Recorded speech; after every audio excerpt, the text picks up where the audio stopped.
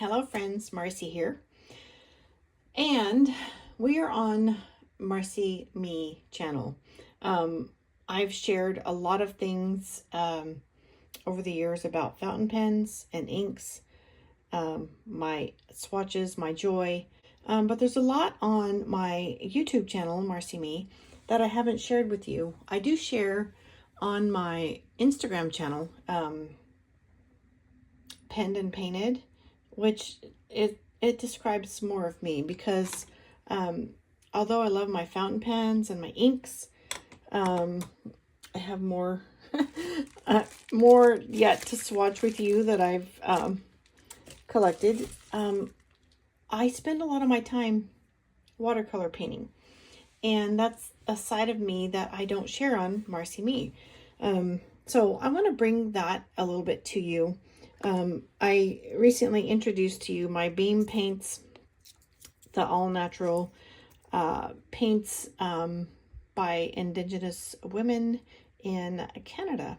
But they're not the first natural watercolor, handcrafted watercolor paints that I have purchased.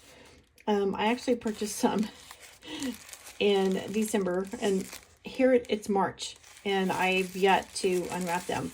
My delay in unwrapping them and sharing them was I wanted to explore and experience them along with you in swatching, and I've just been too busy. I'm trying to calm all that down and get priorities and things in order. Hence, I've been absent for a month on YouTube with my pens and inks. I do have new pens to share with you, inks to share with you. I just haven't.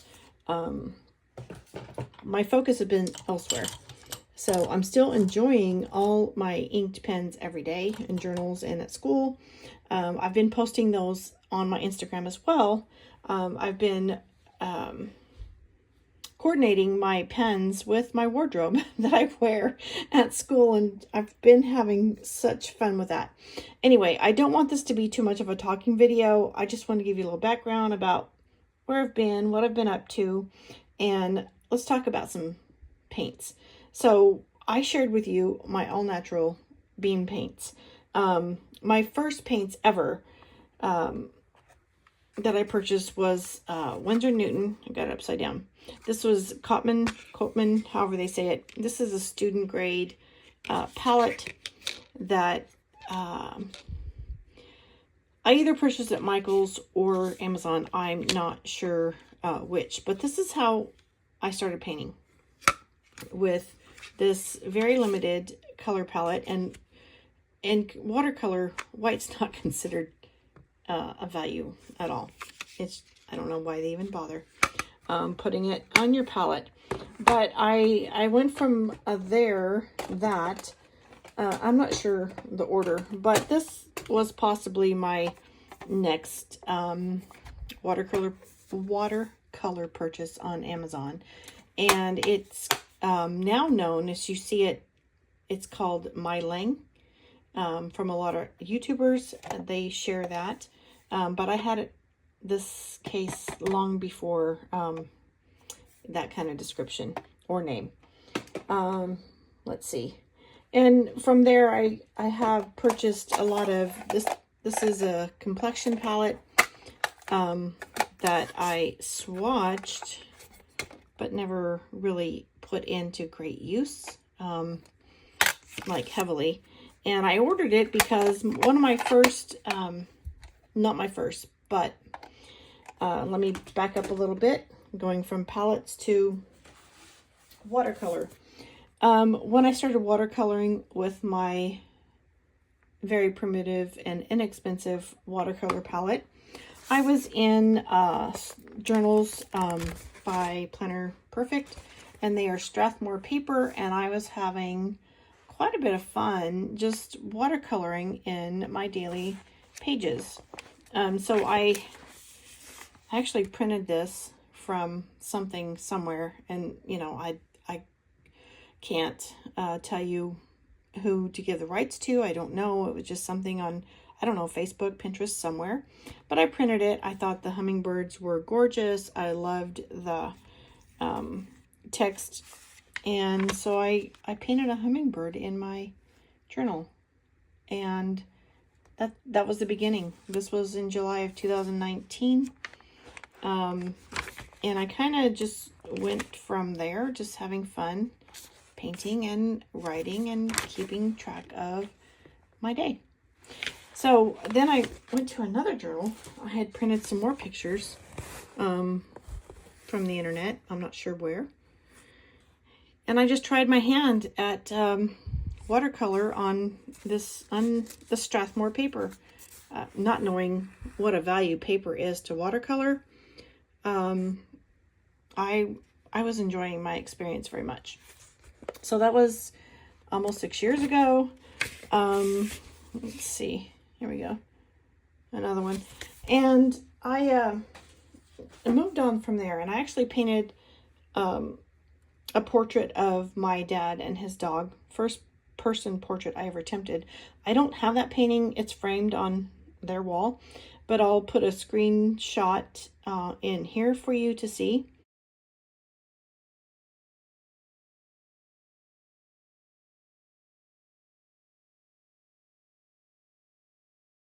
My beginning experiences. And then from then, I wish I had known when I painted his portrait that, you know, the quality of paints and paper, because I used a very inexpensive paper, a very inexpensive paint, and I did not use this. This complexion palette was purchased later after I thought, wow, I can do better. And then this was part of a monthly box kit from Let's Make Art. And then, of course, you have to have all the glitter and glamour. And I think these are, Curated. I use these over during the holiday season. I did MJ's year-long subscription box, which at the end of the year gave me a collection of 48 paints in my palette. And then I have a collection of plastic palettes from Amazon. Actually, there's another one in my stash that I just thought it was just plain white. But they have in them, this one is M. Graham. I've put my M. Graham. These are Steve Mitchell's collection. I follow him on YouTube and Patreon.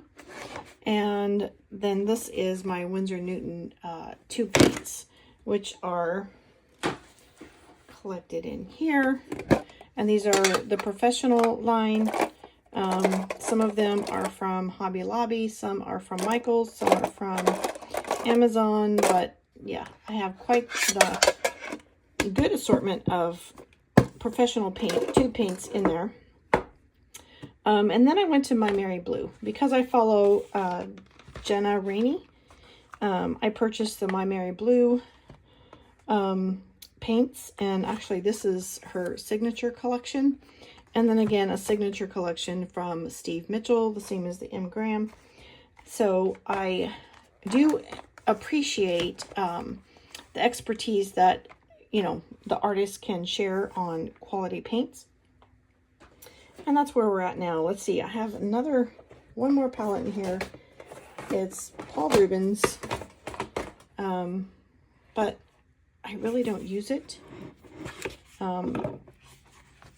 It's pretty. It's pink. It's still new. I've had it for several years. But it is all the shiny paints.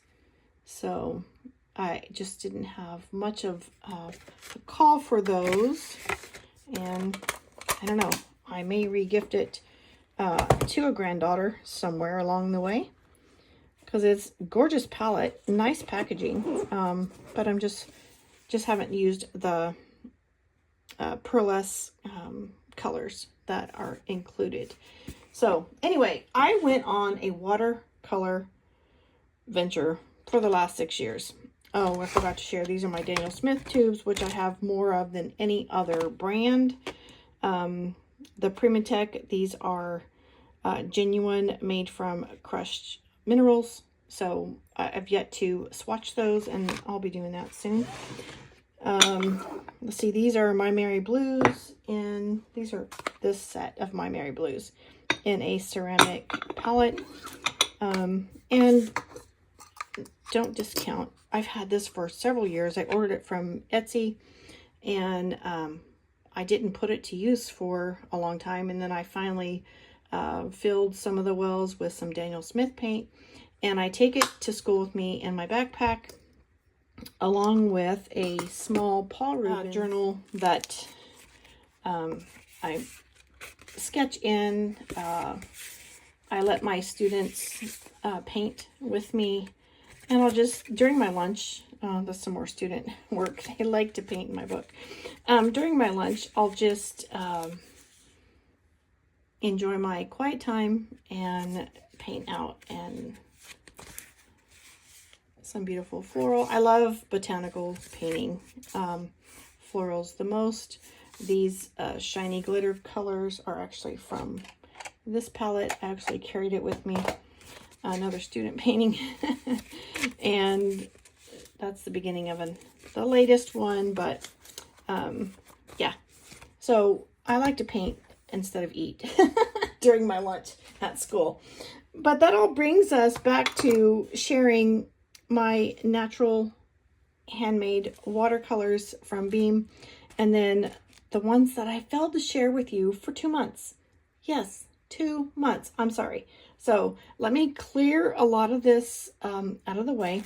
We'll get this unwrapped and look at the palette that I purchased for skin tones. So be right back. So I'm back, ready to explore this palette. I heard about this company in December, and I ordered from them, received this at the end of December, beginning of January, but the company is called Case for Making, and they are out of, I think, yeah, San Francisco, California. Small business. They've recently expanded their workshop, and they give classes there. But again, this is Creative Supply Store in San Francisco. They have their own line of handmade watercolors and paper goods. So the watercolors are made from highest quality pigments available, mold by hand in the shop using natural watercolor medium, and you can read the rest of the information there and their website. So I'm pleased to support a small business. And since after ordering this, of course, I had my birthday in January, they sent me a coupon, and I just tagged on some brush cleaner and a travel brush from their company. It's listed. So I do carry this at school. I have this little mini travel brush set that I use for my lunchtime with my mini palette, and so that makes for a happy day. And let's get to the goodies inside. So let me get my knife.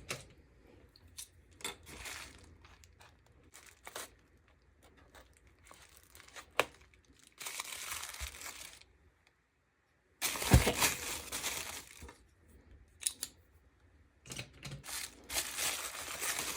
So this is a complexion or skin tone palette. Oh, I didn't know I had a free gift. Wow. So that's what I get for waiting. For portraits, let's see what's inside. Let me come in a little closer. There we go.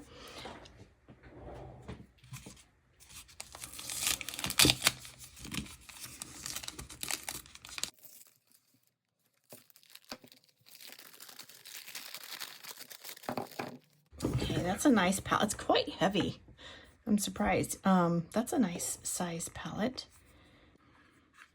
So it is a tiny palette, handmade by Case for Making in San Francisco. So I have my swatch color swatch card here